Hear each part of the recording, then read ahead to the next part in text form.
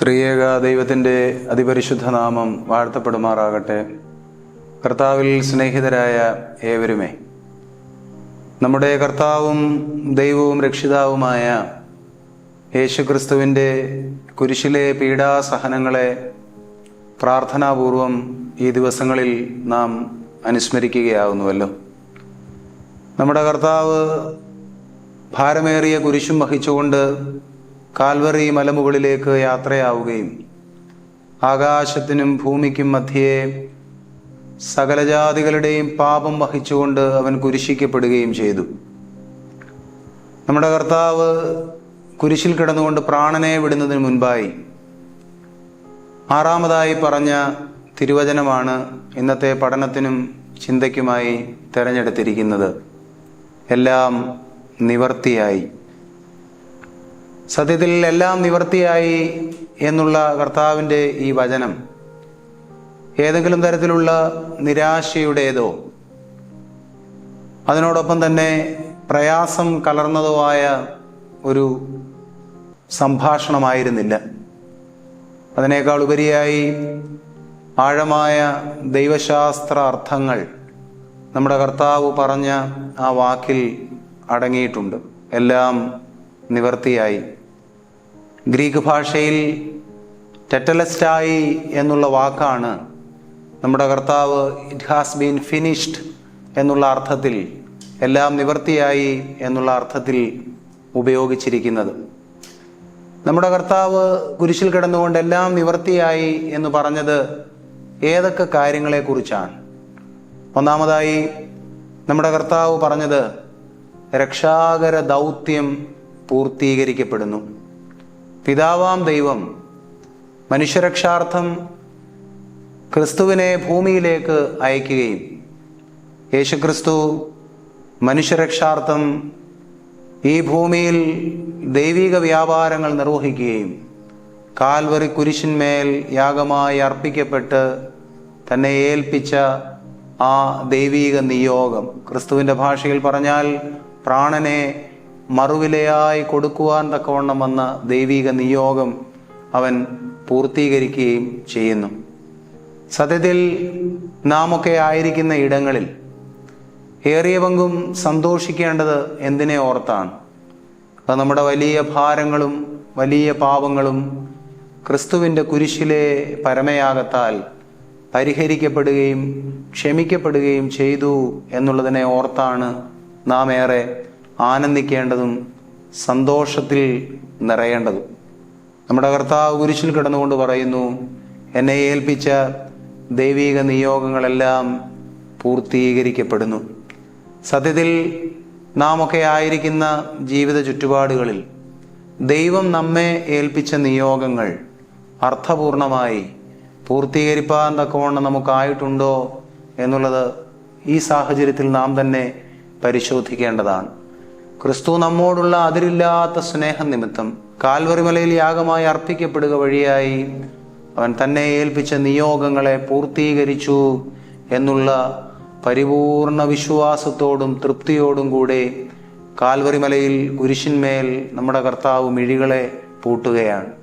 ഈ ലോക ജീവിതത്തിൽ നാം ആയിരിക്കുന്ന ഇടങ്ങളിലെല്ലാം ദൈവം നമ്മെ ഏൽപ്പിച്ചിട്ടുള്ള നിയോഗങ്ങളെ അർത്ഥപൂർണമായി പൂർത്തീകരിക്കുവാനുള്ള വലിയ ദൗത്യം നമ്മെ ഭരമേൽപ്പിച്ചിട്ടാണ് നമ്മുടെ കർത്താവ് കാൽവറി മലമുകളിൽ മരക്കുരിശിന്മേൽ പ്രാണൻ വെടിയുന്നത് എന്ന് തിരിച്ചറിയുവാൻ നമുക്ക് ഇടയായിത്തീരണം.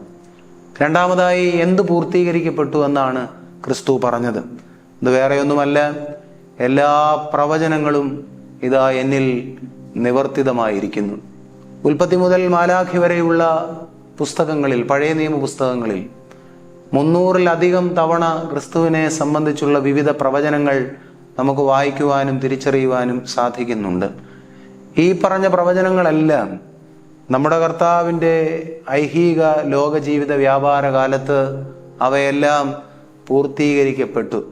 കുരിശിൽ കിടന്നുകൊണ്ട് നമ്മുടെ കർത്താവ് ഓരോരോ തിരുമൊഴികൾ അരുളി ചെയ്യുക വഴിയായി ആ പറഞ്ഞിരിക്കുന്ന പ്രവചനങ്ങളെല്ലാം പൂർത്തീകരിക്കപ്പെടുകയാണ്.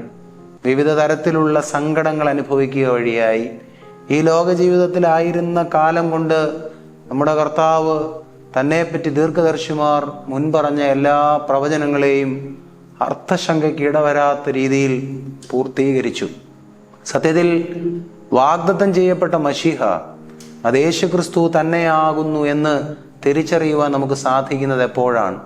അത് ഈ പഴയ നിയമ പ്രവചനങ്ങളുടെ എല്ലാം അർത്ഥപൂർണമായ നിവൃത്തി യേശുക്രിസ്തുവിൽ സംഭവിക്കുന്നത് തിരിച്ചറിയുമ്പോഴാണ് നമ്മുടെ കർത്താവ് യഥാർത്ഥത്തിൽ മശിഹായാകുന്നു എന്നുള്ള തിരിച്ചറിവിലേക്ക് നമുക്ക് എത്തുവാൻ തക്കവണ്ണം സാധിക്കുന്നത്. ക്രിസ്തു എല്ലാ പ്രവചനങ്ങളെയും പൂർത്തീകരിച്ചു എന്നുള്ള സംതൃപ്തിയോടെയാണ് കുരിശിന്മേൽ തൻ്റെ മിഴികളെ പൂട്ടുന്നത്. മൂന്നാമതായി, എല്ലാം നിവൃത്തിയായി എന്ന് നമ്മുടെ കർത്താവ് പറയുമ്പോൾ അതെന്ത് നിവൃത്തിയായി എന്നുള്ളതിനെയാണ് സൂചിപ്പിക്കുന്നത്. പാപത്തെയും മരണത്തെയും ഇതാ താൻ ജയിച്ചിരിക്കുന്നു എന്നുള്ളതിൻ്റെ സംതൃപ്തിയോടെയാണ് എല്ലാം നിവർത്തിതമായി പൂർത്തീകരിച്ചു എന്ന് ക്രിസ്തു പറയുന്നത്. പാപത്തെയും മരണത്തെയും താൻ ജയിച്ചു. നമുക്കറിയാവുന്നതുപോലെ ആദ്യ മാതാപിതാക്കളായ ആദമും ഹവ്വയും അവർ ഏദൻ തോട്ടത്തിലായിരുന്നു. അവരെ ദൈവത്തിൽ നിന്ന് അകറ്റിക്കളഞ്ഞ 2 പാപങ്ങൾ തിരുവചനത്തിൽ നാം വായിക്കുന്നുണ്ട്. സുറിയാനി സഭയുടെ നോമ്പാരാധനാ ക്രമങ്ങളിൽ ആവർത്തിച്ച് ഈ ആശയം കടന്നു വരുന്നുമുണ്ട്. അവരെ ദൈവത്തിൽ നിന്ന് അകറ്റിക്കളഞ്ഞ 2 പാപങ്ങൾ, 1 അനുസരണക്കേടായിരുന്നു, 2 ഭക്ഷണമോഹമായിരുന്നു. അനുസരണക്കേടും ദൈവം പറഞ്ഞതിനോട് നീതി പുലർത്തുവാൻ തക്കവണ്ണം സാധ്യമാകാതെ അവർ അനുസരണക്കേട് കാണിച്ചു. അതിനോടൊപ്പം തന്നെ ഭക്ഷണമോഹവും അവർക്ക് ജീവിതത്തിലുണ്ടായി. ഈ അനുസരണക്കേടും ഭക്ഷണമോഹവും നിമിത്തമായി നിബന്ധിച്ചു പോയ ഒരു മാനവജാതിയെ മുഴുവനും കുരിശിലെ പരമയാഗത്താൽ അനുസരണയോടുകൂടെ പിതാവാം ദൈവത്തിന് ഏൽപ്പിച്ചു കൊടുക്കുക വഴിയായി നമ്മുടെ കർത്താവ് അവയെല്ലാം പരിപൂർണമായി പൂർത്തീകരിക്കുകയും ഇല്ലാതെയാക്കുകയും തിരികെ പറുദീസായുടെ അനുഭവത്തിലേക്ക് പ്രവേശിക്കുവാൻ തക്കവണ്ണം നമുക്ക് ഭാഗ്യം നൽകുകയും ചെയ്യുകയായിരുന്നു. ഇപ്പോൾ പിശാചിനെ, സാത്താനെ തൻ്റെ മരണം വഴിയായി ക്രിസ്തു ജയിച്ചു.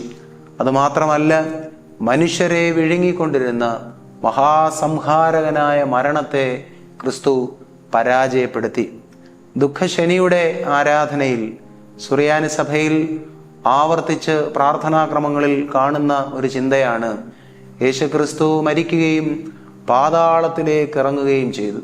പാതാളത്തിലേക്ക് ഇറങ്ങി പാതാളത്തിൻ്റെ ഇരുമ്പോടാമ്പലുകളെ അവൻ തകർത്തു കളഞ്ഞു. ക്രിസ്തുവിൻ്റെ പാതാളത്തിലേക്കുള്ള പ്രവേശനം വഴിയായി മരണവും സാത്താനും ഞെട്ടിവിറച്ചുവെന്ന് ആരാധനാക്രമത്തിൽ എഴുതിയിട്ടുണ്ട്. നിരവധി കാലങ്ങളായി ആദ്യ കടിഞ്ഞൂലായ ഹാബേൽ മുതൽ എത്രയോ മനുഷ്യരെയാണ് മരണം വിഴുങ്ങിയിരിക്കുന്നത്. മരണം അവരെ വിഴുങ്ങുകയും അവരുടെ അസ്ഥികളിന്മേൽ സിംഹാസനം ഉറപ്പിച്ച് ഇങ്ങനെ രാജാവായി മരണം വാഴുകയും ചെയ്യുകയാണ്.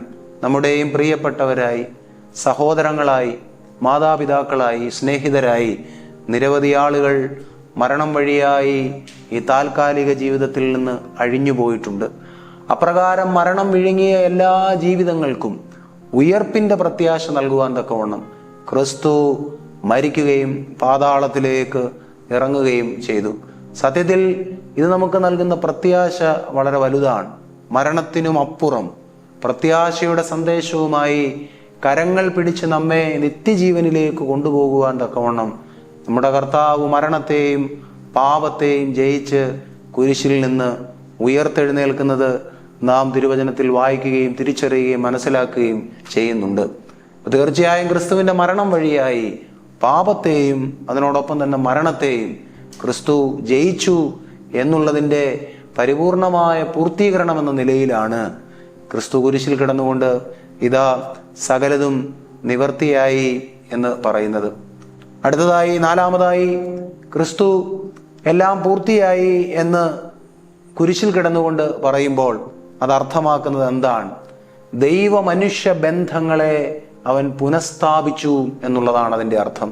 ദൈവ മനുഷ്യ ബന്ധങ്ങളെ പുനഃസ്ഥാപിച്ചു. നമുക്കറിയാം, ഇസ്രായേൽ മക്കളുടെ വാഗ്ദത്ത പ്രാപ്തിക്ക് വേണ്ടിയുള്ള യാത്രയിൽ യഹോവയാകുന്ന ദൈവം തെരഞ്ഞെടുക്കപ്പെട്ട ജനമായ ഇസ്രായേലിനോട് അവരുടെ വഴിയാത്രാ മധ്യേ ധാരാളം പ്രാവശ്യം കലഹിക്കുന്നുണ്ട്. വിവിധ കലഹങ്ങളിൽ ഏർപ്പെടുന്നതായി നാം കാണുന്നുണ്ട്. ഇങ്ങനെ വിവിധ കലഹങ്ങളിൽ ഏർപ്പെട്ട് നിൽക്കുമ്പോൾ അവരുടെ മധ്യത്തിൽ, യഹോവയാം ദൈവത്തിനും ഈ ജനത്തിനും മധ്യത്തിൽ മോശ യഹോവയുടെ കോപം ശമിപ്പിപ്പാൻ തക്കവണ്ണം പിളർപ്പിൽ നിന്നതായി നാം പഴയ നിയമ പുസ്തകങ്ങൾ വായിച്ച് മനസ്സിലാക്കുന്നുണ്ട്. യഹോവയാം ദൈവത്തിൻ്റെ വർദ്ധിതമായ കോപം അവരെ വിഴുങ്ങിക്കളയാതെ ഇരിക്കുവാൻ തക്കവണ്ണം മോശ അവർക്ക് മധ്യസ്ഥനായി പിളർപ്പിൽ നിന്നു. സത്യത്തിൽ പിതാവാം ദൈവത്തിനും മനുഷ്യജാതിക്കുമിടയിൽ മധ്യസ്ഥനായി ക്രിസ്തു നിലകൊള്ളുകയാണ്. ക്രിസ്തുവിലെ പരമയാഗമാണ് പിതാവാം ദൈവത്തെയും മനുഷ്യകുലത്തെയും തമ്മിൽ സംയോജിപ്പിക്കുന്നത്. ക്രിസ്തു മധ്യസ്ഥനായി പാലമെന്നോണം നിന്നു. ആരാധനാക്രമങ്ങളിൽ ക്രിസ്തുവിനെ പാലമായി ചിത്രീകരിക്കുന്നുണ്ട്. ക്രിസ്തു പാലമായി നിൽക്കുക വഴിയായി നിത്യജീവനിലേക്ക് കയറുവാൻ ഉള്ള ഭാഗ്യം മാനവരാശിക്ക് മുഴുവനായും സിദ്ധിക്കുകയാണ്. ദൈവത്തോടുള്ള സഖിത്വവും അനുരഞ്ജനവും സാധ്യമായി. ഇത് നമ്മുടെയൊക്കെ ആത്മീയ ജീവിതത്തിൽ ഏറെ ആവശ്യമായിട്ടുള്ള കാര്യമാണ്. ദൈവത്തോടുള്ള സഖിത്വവും അനുരഞ്ജനവും ഉണ്ടാവുക എന്നത് ദൈവത്തോട് മാത്രമല്ല, മനുഷ്യരോടും ഇത് നമുക്ക് ആവശ്യം തന്നെയാണ്. എങ്ങനെയാണ് ദൈവത്തോടും മനുഷ്യരോടും സഖിത്വവും അനുരഞ്ജനവും ഉണ്ടാകുന്നത്? അനുരഞ്ജനം എന്നുള്ളത് അനുതാപിക്ക് പറഞ്ഞിട്ടുള്ളതാണ്. അനുതാപം വഴി മാത്രമേ അനുരഞ്ജനത്തിലേക്ക് പ്രവേശിപ്പാൻ തക്കവണ്ണം സാധിക്കുകയുള്ളൂ. ഞാൻ ചെയ്യുന്നതെല്ലാം ശരിയാണെന്ന് വിചാരിക്കുന്ന ഒരു മനുഷ്യനെ സംബന്ധിച്ചിടത്തോളം അനുതാപം അവർക്ക് അവരുടെ ജീവിത വഴികളിൽ ഉണ്ടാകണമെന്നില്ല. അനുതാപം അവർക്ക് ഉണ്ടാകണമെന്നൊരു നിർബന്ധവുമില്ല. എന്നാൽ ജീവിതത്തിൽ ബലഹീനതകളും കുറവുകളുമൊക്കെ വരുന്ന സാധാരണ മനുഷ്യരാണെന്നുള്ള ചിന്തയിൽ അനുതാപത്തെ അനുദിനം വർദ്ധിപ്പിക്കുവാൻ തക്കവണ്ണം ആരൊക്കെ ശ്രമിക്കുന്നുണ്ടോ അവർക്ക് ദൈവത്തോടും മനുഷ്യരോടും അനുരഞ്ജനപ്പെടുവാൻ തക്കവണ്ണം സാധിക്കും. ഈ അനുരഞ്ജനത്തിലേക്കാണ് ദൈവം നമ്മെ വിളിക്കുന്നത്. ചില കാര്യങ്ങളൊക്കെ ഓർക്കാതിരിക്കുവാൻ നമുക്കാകണം. ചിലതൊക്കെ വല്ലാതെ ക്ഷമിച്ചു കൊടുക്കുവാൻ തക്കവണ്ണം നമുക്കാവണം. നമ്മുടെ ഒരു ചിന്ത എന്ന് പറയുന്നത് അനുതാപം എന്നുള്ളത് കൊടിയ പാപം ചെയ്യുന്ന മനുഷ്യർക്കുള്ളതാണ്. അനുതാപം എന്നുള്ളതാണ് നമ്മുടെ പൊതുവായ ഒരു ചിന്ത. എന്നാൽ അങ്ങനെയല്ല. കൊടിയ പാപം ചെയ്യുന്ന മനുഷ്യർക്ക് മാത്രമൊന്നുമല്ല അനുതാപം ഉള്ളത്. വെളിപാട് പുസ്തകം 2-ാം അധ്യായം 5 മുതലുള്ള വാക്യങ്ങൾ ഈ ഒരു കാര്യവുമായി തുലനം ചെയ്ത് നാം വായിക്കേണ്ടത് തന്നെയാണ്. അത് എഫേസൂസിലെ സഭയ്ക്ക് എഴുതുന്ന കത്താണ്. എഫേസൂസിലെ സഭയെ സംബന്ധിച്ചിടത്തോളം കൊടിയ പാപങ്ങളൊന്നും ചെയ്തതായി തിരുവചനത്തിലൊരു രേഖപ്പെടുത്തലുകളും ഇല്ല. അതുമാത്രമല്ല, ആ അധ്യായത്തിൽ ആരംഭഭാഗത്ത് വളരെ ഭംഗിയായി ആ സഭയുടെ ഗുണഗണങ്ങൾ പറയുന്നുണ്ട്. അവരോട് പറയുന്നുണ്ട്, നിങ്ങൾ വിശ്വാസമുള്ള സഭയാണ്, കള്ളന്മാരെ തള്ളിക്കളഞ്ഞ സഭയാണ്, വിശ്വാസത്തിൽ ഉറച്ചു നിന്ന സഭയാണ്, സഹനങ്ങളേറ്റ സഭയാണ്. എണ്ണിപ്പറയാൻ ഒത്തിരി ഗുണഗണങ്ങൾ നിങ്ങൾക്കുണ്ട്. പക്ഷേ നിങ്ങൾക്കൊരു കുറവുണ്ട് എന്നവിടെ ദൂതൻ വഴിയായി അരുളി ചെയ്യുന്നുണ്ട്. അത് വേറെ ഒന്നുമല്ല, നീ നിന്റെ ആദ്യ സ്നേഹത്തിൽ നിന്ന് വീണുപോയി. നിന്റെ ആദ്യ സ്നേഹം നീ നഷ്ടമാക്കി കളഞ്ഞു. ഒന്ന് ചിന്തിച്ചാൽ നമുക്ക് അമ്പരപ്പുളവാക്കുന്നതാണ്. വിവിധ തരത്തിലുള്ള വലിയ പാപങ്ങളെ പറ്റി നാം വിചാരിച്ചു കൊണ്ടിരിക്കുമ്പോൾ എഫേസൂസിലെ വിശ്വാസ സമൂഹത്തോട് പറയുകയാണ്, നിന്റെ വിളക്ക് ഞാൻ നീക്കിക്കളയും. അതിന്റെ കാരണം വേറെ ഒന്നുമല്ല, നീ നിന്റെ ആദ്യ സ്നേഹത്തിൽ നിന്ന് വീണുപോയി. ആദ്യ സ്നേഹത്തിൽ നിന്ന് വീണുപോയി എന്നൊരു അപരാധം നിന്നെ പറ്റി പറയുവാനുണ്ട്. അങ്ങനെ ചിന്തിക്കുമ്പോൾ നമുക്കൊക്കെ നമ്മുടെ ജീവിതയാത്രയിൽ സ്നേഹക്കുറവ് ഒരു അപരാധമാണെങ്കിൽ നമുക്കൊക്കെ നമ്മുടെ ജീവിതയാത്രയിൽ എന്തുമാത്രം പാപങ്ങളും ബലഹീനതകളും കുറവുകളുമാണ് നാം നമ്മുടെ ജീവിതത്തോട് ചേർത്ത് വെച്ചിരിക്കുന്നത് എന്ന് നമ്മൾ തന്നെ പരിശോധിച്ച് അറിയേണ്ടതാണ്. ഇപ്പൊ ദൈവത്തോടും മനുഷ്യരോടുമുള്ള ബന്ധം അത് പുനഃസ്ഥാപിക്കേണ്ടത് വളരെ ആവശ്യമാണ്. റെസ്റ്റോറേഷൻ ഉണ്ടാകണം, നമുക്ക് പുനഃസ്ഥാപനം ഉണ്ടാകണം. ഈ പറയുന്ന സ്നേഹബന്ധത്തിൽ പുനഃസ്ഥാപിക്കപ്പെടുവാൻ ഇടയാകണം. ദൈവത്തോടുള്ള ബന്ധം പുനഃസ്ഥാപിക്കുവാൻ തക്കോണം നമ്മുടെ അനുതാപം വഴിയാകുന്നുവെങ്കിൽ മനുഷ്യരോടുള്ള ബന്ധം പുനഃസ്ഥാപിക്കുവാനും നമ്മുടെ അനുതാപം തന്നെ വഴിയും പാലവുമായി മാറേണ്ടതാണ്. ചിലപ്പോൾ നമുക്ക് ദീർഘകാലമായി വിവിധ തരത്തിലുള്ള പിണക്കങ്ങളും പകയുമുള്ള ഒത്തിരി മനുഷ്യർ ഉണ്ടാകും. സത്യത്തിൽ ഒരു അനുഗ്രഹകരമായ നോമ്പുകാലം അവസാനിക്കുവാൻ തക്കോണം പോവുകയാണല്ലോ. നമ്മളെല്ലാം ഈ ലോക ജീവിതത്തിൽ നിന്ന് വിവിധ പ്രായങ്ങളിലായി വിവിധ കാലങ്ങളിലായി ഇവിടെ നിന്ന് യാത്രയാകുകയും ചെയ്യും. നമ്മുടെ നോമ്പും നമ്മുടെ പീഡാസഹനത്തിന്റെ ആചരണവും ഒക്കെ അർത്ഥപൂർണമാകുന്നത് എപ്പോഴാണ്? അത് ഞാൻ നേരത്തെ പറഞ്ഞതുപോലെ ചിലതൊക്കെ മറക്കുവാനും പൊറുക്കുവാനും ഒക്കെയുള്ള സമയവും സാവകാശവും നാം ഉണ്ടാക്കിയെടുക്കുമ്പോഴാണ് നമുക്ക് കുറെ കൂടെയൊക്കെ ഭംഗിയായി ഇവിടെ ജീവിപ്പാൻ തക്കവണ്ണം സാധിക്കുന്നത്. നമ്മുടെ നോമ്പനുഷ്ഠാനവും നമ്മുടെ പ്രാർത്ഥനകളും എല്ലാം അർത്ഥപൂർണമായി തീരുന്നതും. സത്യത്തിൽ എല്ലാ കാര്യങ്ങളും ഇങ്ങനെ കണക്ക് കൂട്ടി വെച്ച് കണക്കുകൾക്ക് പ്രതിപകരം ചെയ്യുവാൻ തക്കവണ്ണം പോയാൽ സത്യത്തിൽ എത്ര ഭംഗിയില്ലാത്ത ഒരു ജീവിതമായിരിക്കും നാം ആയിരിക്കുന്ന ഇടങ്ങളിലെല്ലാം ഉണ്ടാവുക. ആരെങ്കിലുമൊക്കെ ക്ഷമിച്ചേ മതിയാവുകയുള്ളൂ, ആരെങ്കിലുമൊക്കെ പുറത്തു കൊടുത്തേ മതിയാവുകയുള്ളൂ. സ്നേഹത്തിനു വേണ്ടി സഹിക്കുന്നതായ നൊമ്പരങ്ങളും ഭാരങ്ങളും അതിനോടൊപ്പം തന്നെയുള്ള വേദനകളും അവയെല്ലാം സാരമില്ലെന്ന് കരുതുവാൻ തക്കവണ്ണം നമുക്കിടയായി തീരണം. നമ്മുടെ കർത്താവ് എന്തുമാത്രം കാര്യങ്ങളിൽ തൻ്റെ ശിഷ്യന്മാരോട്, കൂടി വന്ന ജനക്കൂട്ടത്തോട്, തന്നെ വേദനിപ്പിച്ചവരോട്, അപവാദം പറഞ്ഞവരോട് ഒക്കെ നമ്മുടെ കർത്താവ് എത്ര ഹൃദയപൂർവ്വം ക്ഷമാശീലത്തോടു കൂടിയാണ് ഇടപെട്ടത്. അത്രയും നമ്മുടെ കർത്താവ് മാത്രമല്ല, കർത്താവിൻ്റെ ശിഷ്യഗണത്തിൽപ്പെടുന്ന ആളുകളും ഇപ്രകാരം ക്രിസ്തുവിനെ മാതൃകയാക്കി. അവരൊക്കെ ആദ്യം വലിയ കോപിഷ്ഠരായിരുന്നുവെങ്കിലും ക്രിസ്തുവിനെ മാതൃകയാക്കി ക്ഷമയുടെ പാഠങ്ങളിലേക്ക് നടന്നുപോയത് തിരുവചനത്തിൽ നാം വായിക്കുന്നുണ്ട്. അപ്പോസ്തല പ്രവൃത്തി 3-ാം അധ്യായത്തിൽ നാം വായിക്കുന്നുണ്ട്. സുന്ദരം എന്ന് പറയുന്ന ഒരു ദേവാലയ ഗോപുരവാതുക്കൽ പത്രോസ് അപ്പോസ്തലൻ നിന്നുകൊണ്ട് പ്രസംഗിക്കുകയാണ്. സത്യത്തിൽ പത്രോസ് അപ്പോസ്തലൻ ഉൾപ്പെടെയുള്ള എല്ലാ ശിഷ്യന്മാരും ചിതറിപ്പോയത് ആ ഒരു ദുരന്തരാത്രി കാരണമാണ്. യൂദ ഒറ്റിക്കൊടുത്ത, അതിനോടൊപ്പം തന്നെ ക്രിസ്തുവിനെ പിടിപ്പാൻ തക്കവണ്ണം ഒരു സമൂഹം കടന്നു വന്ന ദുരന്തരാത്രിയിലാണ് അവർ ചിതറിപ്പോയത്. അതുകൊണ്ട് അവരെ പല സ്ഥലങ്ങളിലേക്ക് ചിതറിച്ച ആളുകളോട് വലിയ മത്സരങ്ങൾ, വലിയ പകയും പിണക്കവും ഒക്കെ അവർക്ക് ഹൃദയത്തിൽ തോന്നേണ്ടതാണ്. പക്ഷേ പത്രോസ് അപ്പോസ്തലൻ ഉൾപ്പെടെയുള്ള ശിഷ്യന്മാർക്ക് അവരോട് ഒരു തരത്തിലും ഏതെങ്കിലും തരത്തിലുള്ള പിണക്കങ്ങൾ ഉള്ളതായി തിരുവചനത്തിൽ നാം വായിക്കുന്നില്ല. അപ്പോസ്തല പ്രവൃത്തികൾ 3-ാം അധ്യായത്തിൽ പത്രോസ് പ്രസംഗിക്കുമ്പോൾ പറയുകയാണ്, നിങ്ങൾ അറിവില്ലായ്മയാലാകുന്നു അവനെ കുരിശിച്ചതെന്ന് ഞാൻ അറിയുന്നു. നിങ്ങളുടെ അറിവില്ലായ്മയാണ്, അതുകൊണ്ട് ഞാനത് മനസ്സിൽ സൂക്ഷിക്കുന്നില്ല. പരിശുദ്ധ പൗലോസ് അപ്പോസ്തലനും കൊരിന്ഥ ലേഖനത്തിൽ പറയുന്നുണ്ട്, അവർ തേജസ്സിന്റെ നാഥനെ കുരിശിച്ചത് അറിവില്ലായ്മ നിമിത്തമാണ്, അറിഞ്ഞുകൊണ്ട് ചെയ്തതല്ല, നിങ്ങൾ അറിവില്ലായ്മ നിമിത്തമാണ്, അല്ലെങ്കിൽ നിങ്ങൾ ഒരിക്കലും തേജസ്സിന്റെ നാഥനെ കുരിശിക്കുകയില്ലായിരുന്നു എന്ന് പറയുന്നുണ്ട്. ക്രൈസ്തവ സഭയുടെ ആദ്യത്തെ രക്തസാക്ഷിയായ സ്തെഫാനോസ് ശമ്മാശന്റെ മരണത്തെ സംബന്ധിച്ചും ഇത് തന്നെയാണ് നമുക്ക് കാണുവാൻ തക്കവണ്ണം സാധിക്കുന്നത്. യേശുക്രിസ്തു കുരിശിൽ കിടന്നുകൊണ്ട് പ്രാർത്ഥിച്ച പ്രാർത്ഥന സ്തെഫാനോസ് ശമ്മാശനും ആവർത്തിക്കുകയാണ്, പിതാവേ, ഇവരുടെ മേൽ ഈ പാപത്തെ നീ നിർത്തരുത്. ചിലതൊക്കെ മറക്കുവാനും പൊറുക്കുവാനും ക്ഷമിക്കുവാനും തക്കവണ്ണമുള്ള വലിയ നൽവരങ്ങളും ദൈവം ഉടഞ്ഞു പോകുന്ന നമ്മുടെ ജീവിതങ്ങളിൽ നിക്ഷേപിച്ചിട്ടുണ്ട് എന്ന് മനസ്സിലാക്കണം. എല്ലാ കണക്കുകളും സൂക്ഷിച്ചു വെച്ച് പ്രതിപകരം ചെയ്യുന്ന ഒരു പ്രതിപകരത്തിന്റെ ജീവിതമല്ല. ചിലതൊക്കെ മറന്നു കളഞ്ഞ് സ്നേഹത്തിന്റെ വഴിയെ സഞ്ചരിക്കുന്ന സ്നേഹത്തിന്റെ ജീവിതമാവണം നമുക്ക് ലക്ഷ്യമാക്കുവാൻ തക്കവണ്ണം ഉള്ളത്. 5-മതായി എല്ലാം നിവർത്തിയായി എന്ന് ക്രിസ്തു പറയുമ്പോൾ അതിലടങ്ങിയിരിക്കുന്ന ആശയം എന്താണ്? എല്ലാം നിവർത്തിയായി എന്ന് ക്രിസ്തു പറയുമ്പോൾ അതിലടങ്ങിയിരിക്കുന്ന ആശയം, എല്ലാ ബലികളും ഇതാ തൻ്റെ കുരിശിലെ പരമയാഗത്തോടെ പൂർത്തീകരിക്കപ്പെട്ടിരിക്കുന്നു. പഴയ നിയമപുസ്തകത്തിൽ വിവിധ തരത്തിലുള്ള ബലികളെ പറ്റി നാം വായിക്കുന്നുണ്ട്. മനുഷ്യരുടെ പാപപരിഹാരാർത്ഥം ഓമജന്തുക്കളെ കൊല്ലുകയും ബലിയർപ്പിക്കുകയും ചെയ്യുന്ന നിരവധി രചനകളും നിരവധിയായ അതിനോടനുബന്ധിച്ച വിവരണങ്ങളും തിരുവചനത്തിൽ നാം വായിക്കുന്നുണ്ട്. ലേവ്യ പുസ്തകത്തിലുടനീളം അപ്രകാരമുള്ള ബലികളെ പറ്റിയുള്ള പരാമർശവുമുണ്ട്. എബ്രായ ലേഖനത്തിൽ പൗലോസ് അപ്പോസ്തലൻ ഇതിനെ ആവർത്തിച്ച് പറയുന്നുമുണ്ട്. എന്നാൽ ക്രിസ്തു കുരിശിൽ പരമയാഗമായി അർപ്പിക്കപ്പെടുക വഴിയായി എല്ലാ ബലികളും പൂർത്തീകരിക്കപ്പെടുകയാണ്.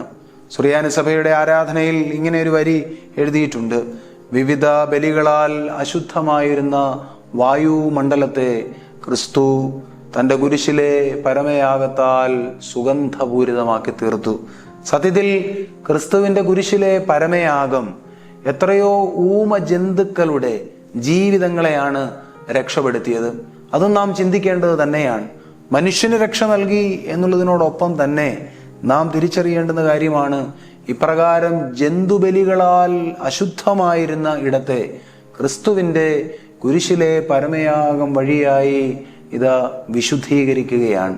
സത്യത്തിൽ നമ്മുടെ കർത്താവ് എത്രത്തോളം വലുതായ കരുണയും കാവലും സംരക്ഷണവുമാണ് നമുക്ക് ഓരോരുത്തർക്കും, ഈ ഭൂമിയിലെ സകല ജീവജാലങ്ങൾക്കും തൻ്റെ കുരിശിലെ പരമയാഗം വഴിയായി നൽകിയത്.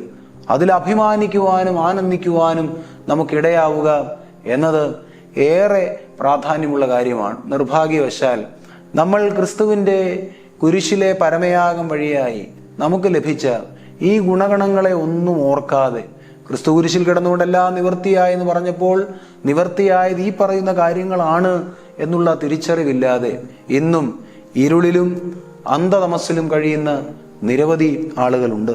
സത്യത്തിൽ ഈ ലോകം നമ്മെ സ്നേഹിക്കുന്നില്ലായിരിക്കാം. ഈ ലോകത്തിലെ പല മനുഷ്യരും നമ്മെ തള്ളിക്കളഞ്ഞിട്ടുണ്ടാവാം. ഈ ലോകം നമ്മുടെ നീതിയെയും സത്യത്തെയും തിരിച്ചറിയാതെ പരിഹസിക്കുന്നുണ്ടാകാം, അപവാദം പറയുന്നുണ്ടാവാം. പക്ഷെ ഒന്ന് നിശ്ചയമാണ്, ആരൊക്കെ തള്ളിക്കളഞ്ഞാലും നമുക്ക് വേണ്ടി കുരിശിൽ രക്തമൊഴുക്കിയ നമ്മുടെ അരുമനാഥൻ വർദ്ധിതമാകുന്ന സ്നേഹത്തോടെ അവൻ നമ്മെ തൻ്റെ മാറോട് ചേർത്ത് നിർത്തുന്നുണ്ട്. വിവിധ പാപങ്ങളാൽ ചിതറി ഈ ലോകത്തിൻ്റെ 4 അതിരുകളിലേക്ക് മാറിപ്പോയ, വിവിധ പാപങ്ങൾ ചെയ്യുക വഴിയായി ലോകത്തിൻ്റെ 4 അതിരുകളിലേക്ക് ചിതറിപ്പോയ നമ്മെ നമ്മുടെ കർത്താവിൻ്റെ രക്ഷാകരമാകുന്ന കുരിശ് ഈ 4 ഭാഗങ്ങളിൽ നിന്നും കൂട്ടിച്ചേർക്കുകയാണ്. 4 ഭാഗങ്ങളിൽ നിന്നും അവൻ നമ്മെ കൂട്ടിച്ചേർപ്പാൻ തക്കവണ്ണമാണ് രക്ഷാകരമാകുന്ന കുരിശിന്മേൽ തന്നെ യാഗമായി അർപ്പിക്കപ്പെട്ടത് എന്നുള്ളത് പിതാക്കന്മാരുടെ വ്യാഖ്യാനങ്ങളിൽ കാണുന്നതാണ്. പ്രിയമുള്ളവരെ, നമുക്ക് അഭിമാനിപ്പാനും സന്തോഷിപ്പാനും തക്കവണ്ണം സാധിക്കേണ്ടത് നമ്മുടെ കർത്താവ് കുരിശിക്കപ്പെടുക വഴിയായി ഇതാ സകല യാഗങ്ങളെയും പൂർത്തീകരിച്ച് ഏകയാഗമായി, രക്ഷയുടെ യാഗമായി നമുക്ക് വേണ്ടി അവനിതാ കുരിശിൽ കാഴ്ചയായി അർപ്പിക്കപ്പെടുന്നു. നമ്മുടെ കർത്താവ് കുരിശിൽ കിടന്നുകൊണ്ട് എല്ലാം നിവർത്തിയായി എന്ന് പറയുമ്പോൾ നമ്മെ സംബന്ധിച്ച് നിവർത്തിയായ 2 കാര്യങ്ങൾ കൂടി സൂചിപ്പിക്കുകയാണ്. ഒന്നാമതായി നമ്മെ സംബന്ധിച്ച് നിവർത്തിയായത് രക്ഷയുടെ ഉറപ്പ്, അതിതാ ക്രിസ്തുവിൻ്റെ കുരിശിലെ പരമയാഗം വഴിയായി പൂർത്തീകരിക്കപ്പെടുകയാണ്. Assurance of salvation. ദൈവം നമുക്ക് വലിയ രക്ഷ വാഗ്ദാനം ചെയ്തിരുന്നു, ക്രിസ്തുവിൻ്റെ രക്തം വഴിയായുള്ള രക്ഷ. ആ രക്ഷയെ ഇതാ ക്രിസ്തു കുരിശിലെ പരമയാഗം വഴിയായി പൂർത്തീകരിച്ചിരിക്കുന്നു. രണ്ടാമതായി പൂർത്തീകരിക്കുന്നത് മരണത്തിനും അപ്പുറമുള്ള വലിയൊരു പ്രതീക്ഷയെ ക്രിസ്തുവിൻ്റെ കുരിശിലെ പരമയാഗം വഴിയായി പൂർത്തീകരിക്കുകയാണ്. മരണത്തിനും അപ്പുറമുള്ള രക്ഷ. നമ്മുടെ ഒരു ചിന്ത എന്ന് പറയുന്നത് ഈ ലോക ജീവിതം കൊണ്ട് നമ്മളുടെ ഈ ലോകത്തിലെ എല്ലാ നിയോഗങ്ങളും ദൗത്യവും പൂർത്തീകരിച്ച് നമ്മൾ മുന്നോട്ട് പോകുന്നു, ഇവിടം കൊണ്ടെല്ലാം അവസാനിക്കുന്നു എന്നുള്ളതാണ്. എന്നാൽ അങ്ങനെയല്ല. നമ്മുടെ കർത്താവ് കുരിശിൽ യാഗമായി അർപ്പിക്കപ്പെടുക വഴിയായി ഇത് ക്രിസ്തു തൻ്റെ ദേഹമെന്ന തിരശീല വഴിയായി മഹാപുരോഹിതൻ എന്നുള്ള നിലയിൽ നമ്മുടെ കർത്താവ് ഇത് സ്വർഗത്തിലേക്കുള്ളൊരു പ്രവേശനം നമുക്ക് ഏവർക്കും സാധ്യമാക്കി നൽകിയിരിക്കുന്നു. തൻ്റെ ശരീരം വിവിധ തരത്തിലുള്ള കഷ്ടതകൾക്ക് വിട്ടുകൊടുക്കുക വഴിയായി സ്വർഗത്തിലേക്കുള്ള വലിയൊരു പ്രവേശനമാണ് നമ്മുടെ കർത്താവ് നമുക്ക് സാധ്യമാക്കി നൽകിയിരിക്കുന്നത്. സത്യത്തിൽ ഒന്ന് ഓർത്തു കഴിഞ്ഞാൽ ആവർത്തിച്ച് വീണ്ടും വീണ്ടും നാം ഈ കാര്യങ്ങളെപ്പറ്റി ചിന്തിക്കുകയാണെങ്കിൽ നമുക്ക് ക്രിസ്തു വഴിയായി ലഭിച്ച രക്ഷയും അനുഗ്രഹവും അതെത്ര വലുതാകുന്നു എന്ന് ബോധ്യപ്പെടുവാൻ തക്കവണ്ണം സാധിക്കും. ഞാൻ എൻ്റെ വാക്കുകളെ ഉപസംഹരിക്കുകയാണ്. ക്രിസ്തു കുരിശിൽ കിടന്നുകൊണ്ട് എല്ലാം നിവർത്തിയായി എന്ന് പറഞ്ഞത് ഒരു കരച്ചിലോ വിലാപമോ ഒന്നുമായിരുന്നില്ല. മറിച്ച് യുദ്ധം ജയിക്കുന്ന ഒരു യോദ്ധാവിൻ്റെ അലർച്ച പോലെ ഭയാനകമാകുന്ന ഒരു ജയധ്വനിയാണ് നമ്മുടെ കർത്താവ് കുരിശിൽ കിടന്നുകൊണ്ട് നിർവഹിച്ചത്. അത്രയും ഈ ലോകത്തിലെ രക്ഷാകര വ്യാപാരം ഇതാ താൻ പൂർത്തീകരിച്ചിരിക്കുന്നു. എല്ലാ പ്രവചനങ്ങളെയും താൻ ഇതാ നിറവേറ്റിയിരിക്കുന്നു. സാത്താനെയും മരണത്തെയും താൻ ഇതാ വിജയിച്ചിരിക്കുന്നു. ദൈവവുമായും മനുഷ്യനുമായുള്ള എല്ലാ ബന്ധങ്ങളെയും പുനഃസ്ഥാപിക്കുന്ന പാലമായി ഇതാ താൻ നിലകൊണ്ടിരിക്കുന്നു. ഊമജന്തുക്കളുടെ ബലികളെ മാറ്റിക്കളഞ്ഞ് എല്ലാ യാഗങ്ങളും ഇതാ തന്നിൽ പരിപൂർണമായി നിവർത്തിതമായിരിക്കുന്നു. അതുമാത്രമല്ല, രക്ഷയുടെ ഒരു വലിയ ഉറപ്പ് ക്രിസ്തുവിൻ്റെ കുരിശിലെ പരമയാഗം വഴിയായി നമുക്ക് ലഭിച്ചിരിക്കുന്നു. അതിനോടൊപ്പം തന്നെ ഇതാ വലിയ പ്രത്യാശ, നിത്യജീവനിലേക്കുള്ള വലിയ പ്രത്യാശ നമ്മുടെ കർത്താവ് നമുക്ക് നൽകുന്നു. തീർച്ചയായും നമ്മുടെ കർത്താവ് കുരിശിൽ കിടന്നുകൊണ്ട് പറഞ്ഞ ടെറ്റലസ്തായി, എല്ലാം നിവർത്തിയായി എന്നുള്ള വാക്ക് നമ്മെ സംബന്ധിച്ച് ആഴമായ ദൈവശാസ്ത്ര ചിന്തകൾ വഹിക്കുന്ന ഒരു ചെറിയ വാക്യമാകുന്നു എന്നുള്ള ചിന്തയിൽ, നമ്മുടെ കർത്താവിൻ്റെ കുരിശീകരണത്തോടനുബന്ധിച്ചുള്ള ഈ ചിന്തയിൽ ഈ വചനങ്ങൾ നമ്മെ കൂടുതൽ ബലപ്പെടുത്തുകയും അനുഗ്രഹപരമാകുന്ന ക്രിസ്തീയ ജീവിത പൂർണ്ണതയ്ക്കായി നമ്മെ ഏവരെയും സഹായിക്കുകയും ചെയ്യട്ടെ എന്ന് പ്രാർത്ഥിച്ചുകൊണ്ട് എൻ്റെ വാക്കുകളെ ഉപസംഹരിക്കുന്നു. വലിയവനായ ദൈവം നാം ഏവരെയും വാഴ്ത്തി അനുഗ്രഹിക്കട്ടെ.